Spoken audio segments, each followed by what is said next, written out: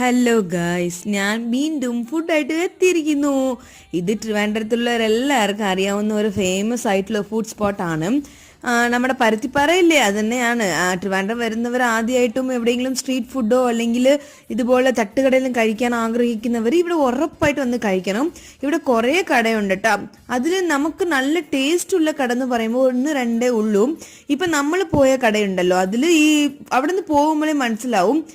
മറ്റേ മണ്ണിന്റെ പാത്രം ഇല്ല, മൺചട്ടി, അതിലൊക്കെ കുറേ സാധനങ്ങൾ വെച്ചിട്ടുണ്ടാവും. ആ കട കൊള്ളാമെന്ന് പറഞ്ഞിട്ടാണ് നമ്മൾ കയറിയത്. ആക്ച്വലി ആ കട അത്രയ്ക്കും പോരാ.